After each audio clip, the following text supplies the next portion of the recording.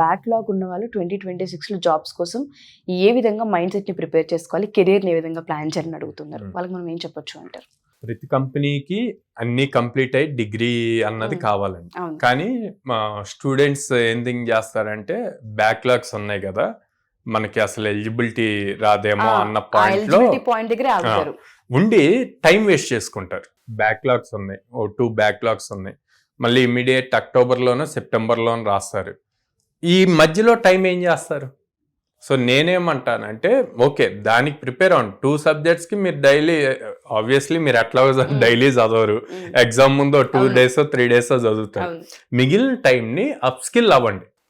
Okay, ప్రాపర్గా ఒక full stock ప్రోగ్రామో లేకపోతే ఏదో ఒక టెక్నాలజీయో చూజ్ చేసుకొని అప్ స్కిల్ అయితే రేపొద్దున ఎగ్జామ్ రాసి మీకు రిజల్ట్ వచ్చే లోపు ఇంటర్వ్యూస్ కట్టండి. జాబ్ జాయిన్ అవ్వాలి అంటే మీకు సర్టిఫికేట్ కావాలి, ఈ లోపు ఎక్స్పీరియన్స్ వస్తుంది కదా. అదే మీరు బీటెక్ అయిపోయి నాకు బ్యాక్లాగ్స్ ఉన్నాయని చెప్పి వెయిట్ చేస్తూ బ్యాక్లాగ్స్ అయ్యేసరికి అక్టోబరో నవంబరో అవుతుంది.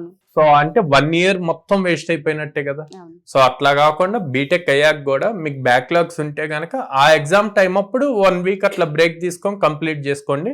ఈ లోపు అప్ స్కిల్ అవ్వండి. అప్పుడు టైము కలిసి వస్తుంది, మీకు అటు సబ్జెక్ట్స్ కంప్లీట్ అవుతాయి, ఇటువైపు ఈ అప్ స్కిల్ అయి ఉంటారు కాబట్టి ఇంటర్వ్యూస్ కూడా ఎక్స్పీరియన్స్ వస్తుంది.